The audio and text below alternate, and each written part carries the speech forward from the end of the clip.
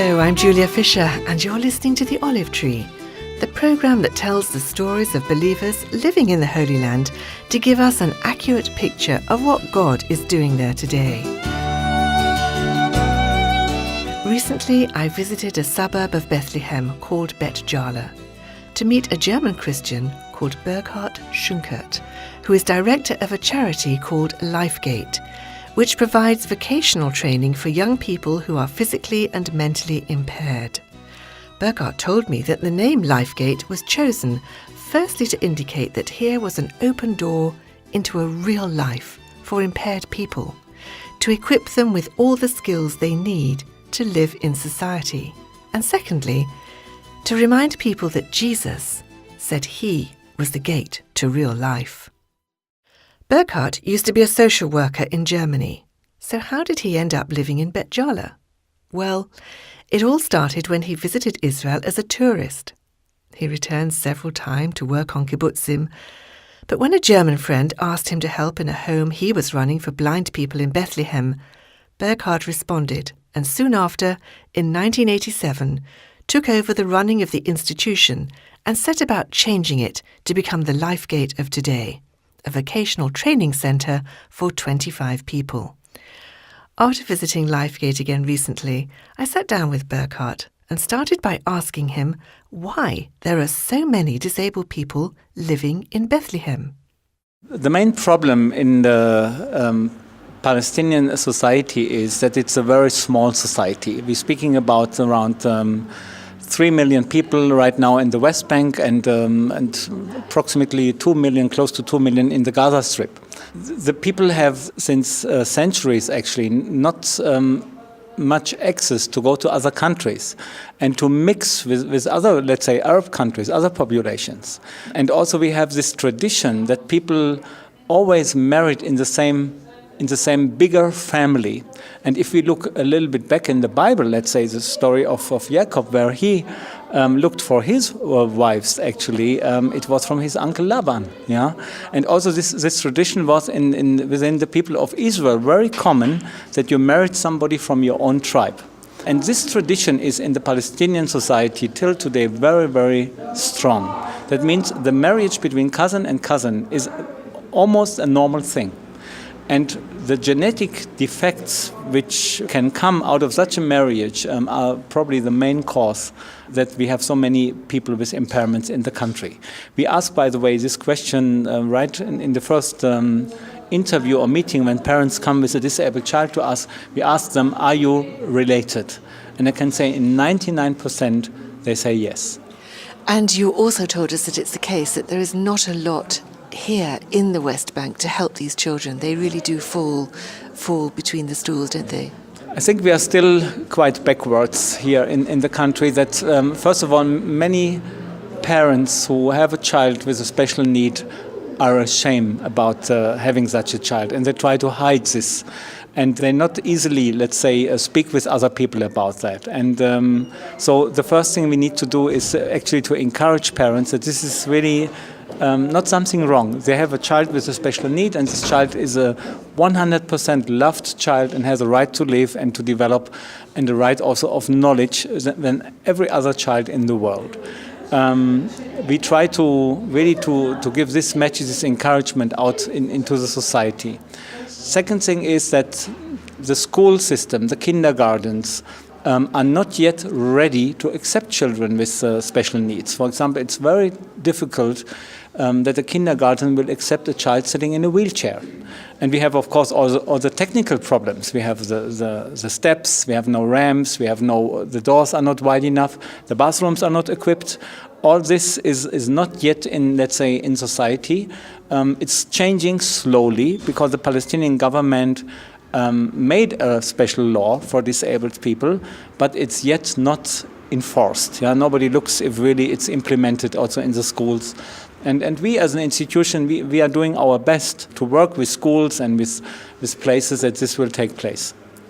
When we came in this morning, two of the first people that we saw were two young men. I think they're both profoundly deaf. And you were teaching them skills. One was mending shoes, one was mending a suitcase and a wheelchair. You're teaching them a trade. Yes, our vocational training is meant that people with impairments can really learn a profession, which has a big chance after that they find work in this profession. And it actually works like this. We get a phone call. There is a young man or young woman disabled in a certain place in her home. Could maybe somebody come and talk to her or talk to the parents, or could they come to you? And usually the very first visit is in the home of the person, because we would like not just to see how a person lives, which is very important, we also would like to see the place where the people live, the village. Are there little workshops? Is it possible? Do they have an own house where we can open a little workshop maybe after training? With this first visit, our outreach worker has almost a picture what can be done on the vocational side. And then, of course, we invite the people to come with the parents to Lifegate, and then we decide together with the parents and, of course, the young person upon the profession they would like to learn. Then the training starts, which lasts between 1 and 3 years.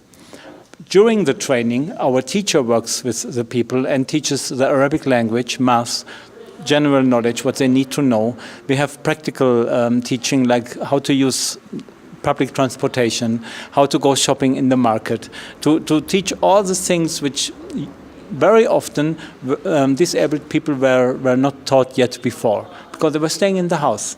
So we want them really in this time in Lifegate to learn everything about the real life outside, and also to have a profession where they can later earn their money and help themselves.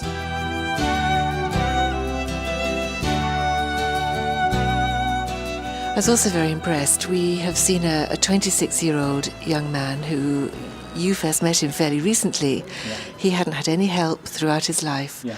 And you were giving him one-on-one help, remedial help. Yeah. Yes, this is also something, this is actually our name, Lifegate, and it's very difficult for us to say from the beginning, this one we take and this one not. Of course, we cannot take all the people who come and ask for help. But we have a list, and let's say when there is a place empty, we take, of course, the next person. And this young man was living in his home, but maybe because the very well-respected family of his was not thinking to involve him in a school or bring him to places where he really could develop, so he was always in a kind of a sheltered place, but never in a place where he could really develop. And now we start in his age with our occupational therapist, with a speech therapist, to teach him slowly skills.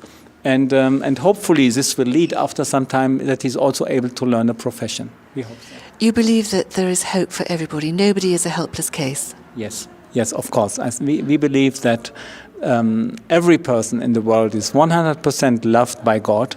And this is maybe a little bit it's the secret of our work, that we say we accept people like they are. Because we believe that we are accepted by our Lord as we are. And then, of course, we're not staying how we are. With the help of God, we share first our love, our acceptance. This creates within the young impaired person trust. This trust leads to self-confidence, and we think the self-confidence then is the basic or the key that the person thinks, really, I can do something with my life. I can learn something. And I can take things in my own hands. I don't need to beg. I don't need to wait till somebody gives me something. I can do it myself. And all the way we support him, and all the way we encourage him, and of course teach him the practical skills.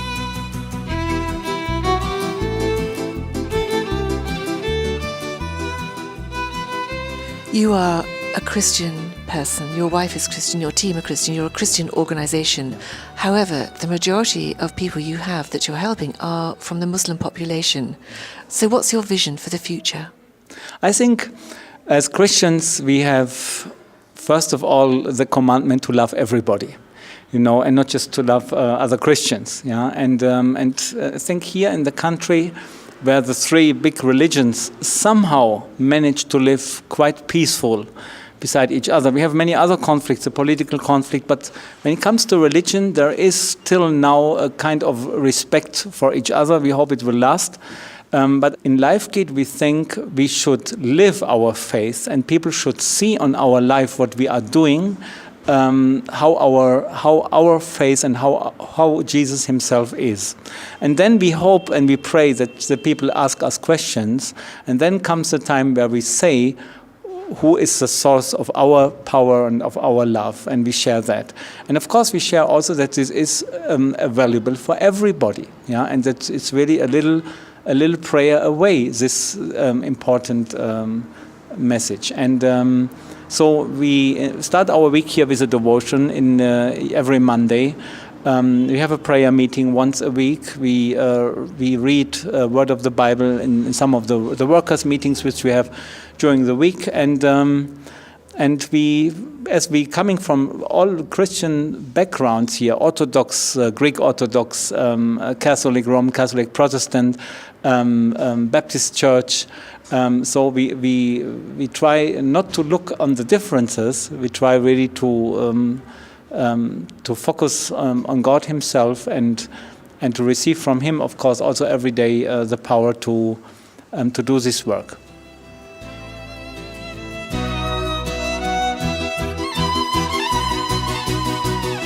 Burghard Schunkert, Director of Lifegate, a vocational training centre in Bethlehem, a suburb of Bethlehem. You're listening to The Olive Tree with me, Julia Fisher, the programme that tells the stories of people God is using in Israel and the West Bank, people who understand their Bibles and the strategic place the Holy Land has in God's plan of salvation for the world. If you'd like to be more involved, let me tell you about the Olive Tree Reconciliation Fund, a small charity based in the UK that seeks to prayerfully and financially support needy believers living in Israel and the Palestinian areas. We produce a bi-monthly newsletter and take tours to Israel to meet some of the people you hear on this programme. So if you'd like to know more, do get in touch. You'll find information and articles on our website, www.olivetreefund.org, where you can also leave a donation. Or you can write to me, Julia Fisher, at the Olive Tree Reconciliation Fund, PO Box 850, Horsham, RH12 9GA in the UK. Thanks for your company today. I'll be back at the same time next week with more news and interviews from the Holy Land. Until then, goodbye.